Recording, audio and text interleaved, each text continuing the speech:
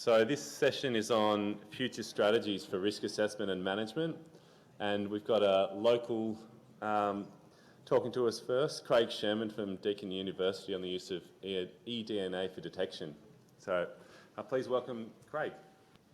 All right, thanks Peter, and I'd also like to thank the organising committee for inviting me here today to speak to you about some of the work my research group has been doing on eDNA. There's been several talks during this conference and during this workshop about eDNA, so I think most people in this room will be familiar about what eDNA is about and how it's used. For those of you that aren't familiar with eDNA, basically it refers to DNA that's shed into the environment by organisms that we can then sample and apply a range of different molecular techniques to identify which organisms are in the environment. So all organisms are losing cells into the environment, epithelial cells, they're defecating, they're producing slime. All of that cellular material contains DNA, and we can sample that DNA directly from the environment to identify potentially which organisms are there in the environment. And eDNA is emerging as a very important tool for biological monitoring. It's actually been around for quite a long time. Microbiologists have been sampling the environment, characterizing prokaryotic communities for a long time, for decades. But we've started to realize that we capture not just only the prokaryotic DNA, but this extracellular material from other organisms. So it's emerging as a very important tool for biological monitoring. I just wanted to quickly point out that there's two main approaches, broadly speaking, to eDNA analysis. The first is using a very targeted approach where you design a molecular probe that is very specific for the species that you're interested in detecting. So you design a gene probe and you get your environmental sample, you extract the DNA from it. If your target species is there, that probe will attach to that DNA from the target species. It releases a fluorescent dye, and that allows you to detect the presence of that species. And so this is often referred to, or the approach is real-time quantitative PCR. There's other approaches emerging, such as digital droplet PCR, but they all effectively do the same thing. They allow you to identify particular species that may be within your environmental sample. There's a few things you've got to do in terms of developing those probes. You've got to have some information about the species that you're interested in detecting, and you've got to have a gene region that's very specific for your target organism. If it's not specific, it means you're going to amplify other potential species. And so when you develop these very targeted approaches, they need to be verified and tested across a range of closely related species to ensure they don't cross-amplify and that you have high specificity to your target species. So this approach allows you to identify if species is present or absent, but it also allows you to quantify the amount of DNA within your environmental sample.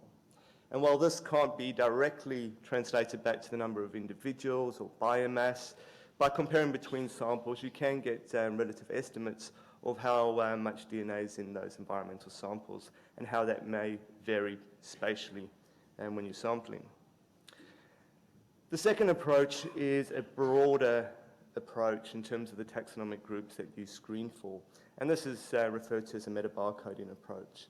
And in this instance, what you do, instead of having a highly species-specific gene region that you amplify, you target a gene region that you amplify across a broad range of organisms, a particular taxonomic group. So you might target crustacea, you might target bivalves, you might target teleos fish.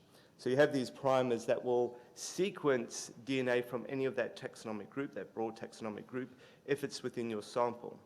And you get all these gene sequences from these organisms. You take those gene sequences and then you compare them to the reference databases to see what matches you get. And that's where you get your species identification, if you're lucky. Steps 1 to 5 are pretty straightforward. We can do that relatively easy. The biggest problem here is step 6, and that's the identification of the species. And that's because it relies on us having references within our databases that allows us to identify the species in our environmental samples. And for the vast majority of marine organisms, our reference sequences are just not there. Okay, so what are we doing in terms of eDNA research in my group? So we're working on a number of different questions and a number of different organisms. Most of our research to date has been focusing on established pests within Victoria, within Australia, and understanding new incursions, how they're spreading outside of their established habitats, how they recruiting to new areas. And we've also set up a series of experiments understanding the detection limits of our PCR assays, so decay rates and sensitivity limits. And at the end of this talk, I'll just briefly talk about a new project that we've started with the Department of Agriculture and with primary industries in WA, developing a national marine pest reference database. So one of the organisms my group works on is the Northern Pacific sea star, Steris amarensis. I know this isn't a bifouling organism, but some of the eDNA work that we've been doing on this organism is applicable to any sort of organism, including bifouling organisms. So it's native to China and Japan, Korea and Russia, and was introduced into Australia, into Tasmania, in the late 80s. It wasn't discovered to the early 90s, and subsequently it was translocated from Tasmania to Port Phillip Bay.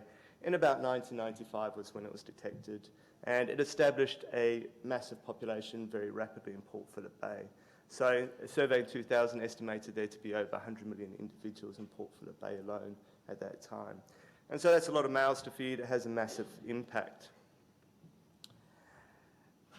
It remained confined to Port Phillip Bay for quite a long period of time, and then in the early 2000s we started seeing these incursions along the open coast. So we found incursions at Inverloch, San Remo, Tidal River, and more recently at the Gippsland Lakes. And one question we're interested in answering is, are these incursions due to natural dispersal? Are the propagules dispersing naturally? Or is this the result of, say, human translocations? So we teamed up with the Environmental Protection Agency, who did some modelling for us. We wanted to know where our propagules from Port Phillip Bay could potentially disperse to. And so we took into account some of the life history traits of the propagules, how long they take to develop, and they ran some models for us. And those models suggested that the propagules could potentially disperse eastwards along the Victorian coastline. Okay, so great. We had a good idea now based on these models where the propagules may be going. But in order to verify that, we needed to go out and actually test that. And so we did some plankton tows during the main spawning season to see if we could detect the presence of the larvae. But we used the eDNA approach to detect those larvae. So we went out, and this is in collaboration with a range of colleagues, some of them at RMIT, the EPA, as well as with Parks Victoria and with Digita. And we sampled these areas and took plankton tows to try and capture the larvae. We applied a Tachman probe, this highly targeted approach, and we used a probe that was developed by Sardi, and we tested for the presence of those larvae. And the results closely matched exactly what the hydrodynamic models actually predicted. So all along that east coast of Victoria, and the east coastline of Victoria, we're detecting the presence of these larvae that were coming out of Port Phillip Bay. And it suggested that these new incursions could quite possibly have occurred through natural recruitment. So that was our first, I guess, experience using eDNA in terms of understanding the dispersal and movement of invasive pest species. One of the areas that the sea star turned up is this area called Tidal River, and this is in a marine national park, a highly sensitive, a highly biodiverse area. And that occurred in 2012, and a lot of effort was put into actually eradicating Asteris from that area. It seemed to be successful, and for several years after that initial hand eradication of Asteris from that river, there was no sign or indication of Asteris in Tidal River. Then unfortunately in 2017, it again turned up. And the question was asked, were there any local populations that may be feeding in to that local area? And so we went through, and so this is just a close-up of that map. There's Tidal River, Wilson's Promontory National Park. And the question was asked, were there any resident populations that may be feeding larvae into that national park area. And so we concentrated based on the hydrodynamics in Waratah Bay area, and we did some eDNA sampling up in that area. And we got several detections within that Waratah Bay suggesting the presence of an established population within Waratah Bay. And this coincided with also the discovery of a specimen that was washed up on the beach and discovered by a member of the public, which confirmed the presence of adults within that area. So one thing, when we looked at Waratah Bay and we got all these detections, one question that we had asked about our results was, where did the DNA come from? Was it where you detected it, or could it have come from somewhere else? And it's a really good question. In order to answer that question, what we really needed to do was understand how long eDNA lasts for in the environment. When we went to the literature and we looked, there wasn't a lot of work done on marine organisms in terms of how long the eDNA lasts for. And so we set up a series of experiments, just looking at how long the eDNA lasts for. So we set up some tanks. We collected some water from Williamstown, just down the road here, where there's established populations of Asteris. And we took water samples when we collected it, and then subsequently at different time intervals. And the water samples were housed in a climatron, just in a climate cabinet, with set light and temperature and aerators. And we took these samples over several days.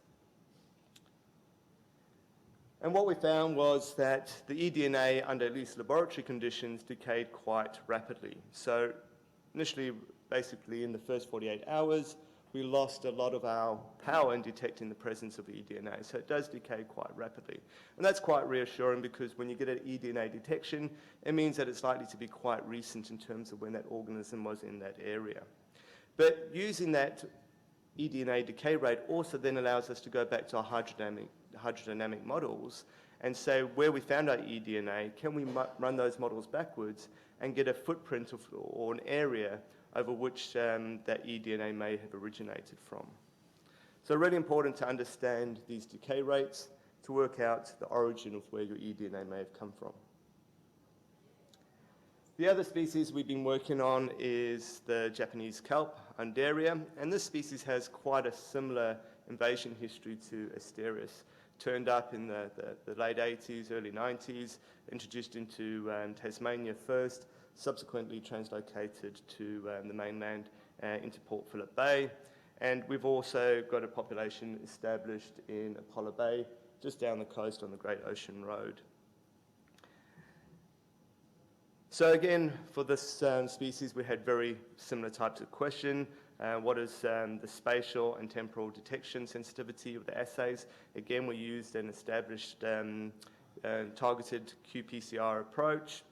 And we wanted to know how quickly the eDNA decayed from. But also, because we had this population in Apollo Bay, with no known other populations around it, we had a source population that we could test how far away from that source population we could detect the eDNA. So if you've got an established population, how far away do you have to be before you lose the ability to detect the presence of that species? So this is Apollo Bay here. Is that working?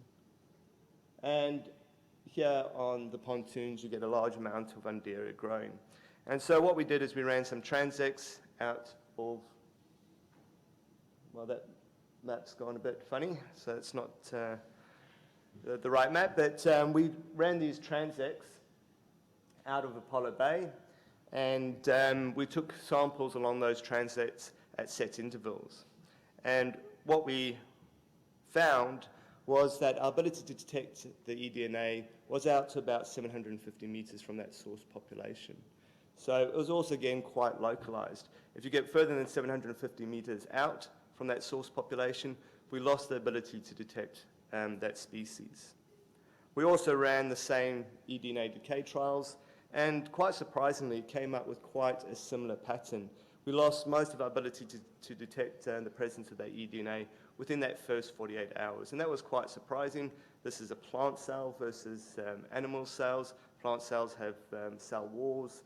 We'd expect to detect it for longer, but again, the decay rates were quite similar for what we've seen for Asteris. We also carried out some surveys of ports across Victoria to see if we could detect the presence of Undaria within any of these port areas. And unfortunately, we did detect 3 new detections within Portland Harbour, Warrnambool Harbour, and Hastings Harbour. And they're quite specific in terms of the locations of those detections within those harbours. And now we're working with Digita and with the ports to do visual surveys to see if we can identify the presence of those species. You've got to remember, eDNA is not a complete verification of the presence of an invasive species. It's merely an indication, and it really needs to be followed up with visual verification and an actual specimen to verify that that organism is actually present. Okay, so just very quickly, the last thing I just wanted to talk about was coming back quickly to this metabarcoding approach that I talked about in the second slide of my talk, and this problem that we have with reference sequence databases. And we did a project with Parks Victoria doing biodiversity surveys of teleos fish using this metabarcoding approach. And teleos have really good reference sequences within those databases. And we did these surveys within Port Phillip Bay, and we had some visual surveys to compare to. But the take-home message we got from this exercise was, even for teleos fishes, which have really good reference sequence databases, we had poor taxonomic resolution for many of our reads. So for much of the sequence data that we generated, we couldn't assign it back to particular species. Often we could go to high taxonomic levels, to family or to genus, but we couldn't get down to the species levels for the vast majority of our reads. And that's for a group where there's quite a lot of genetic resources already available. And this is the problem that we have with the use of metabarcoding in marine biosecurity at this point in time. We just don't quite have the sequences, the reference sequences available to robustly go out and apply metabarcoding approaches and identify a potential introduction of invasive species that may be coming into our ports and harbours. What we really need to do before we use these approaches widely is develop our reference sequences and develop those resources so we're able to identify the invasive species as they come in. So we've just started a project with the Australian government, Department of Agriculture and the Department of Primary Industries and regional development in WA to develop some reference sequences for a number of invasive and native species. And it's important to not only sequence your invasive species, but you also got to sequence your native species. And the reason is you need to make sure you have taxonomic resolution and you can distinguish between your closely related invasive and your closely related native species. Many of the species coming into our ports and harbours can be quite closely related to our native species. We need to ensure that we have the taxonomic resolution, the sensitivity of the analyses to distinguish between the invasives and the natives. So we've been sequencing a number of species. We're doing what's called a skim-seq approach, where we can recover the full mitochondrial genome and a large part of the nuclear genome, but our aim isn't to actually sequence the entire genome of these species. Many of the barcodes that are used for our pest species are mitochondrial barcodes, as well as some nuclear barcodes, but we're aiming to get enough information to provide these sequences for the vast majority of the barcodes that are widely used. And so I just wanted to end off by asking, what is it that makes a good reference resource in terms of marine biosecurity? And the first is robust taxonomic identification. Any of the samples that we sequence for this reference database needs to be robustly taxonomically identified. If we don't know what we're sequencing to start with, we can't build a database that we have confidence in. And so we still need taxonomic expertise. I think Anna is in the crowd. She'll be happy to hear that. You still have a job for a while at least. To identify these species with a high level of robustness. And we need to be sequencing not only our invasive species, but our native species. to provide that good taxonomic resolution. The other thing is to ensure that this data is publicly available for everyone to use once it's gone through that verification process. And I'd just like to acknowledge the collaborators that have contributed to this work, and in particular students Zach Clark, Morgan Ellis and Mark Richardson, who really did all the hard work in that work relating to the Northern Pacific sea star and the Japanese kelp. And I'll leave it there.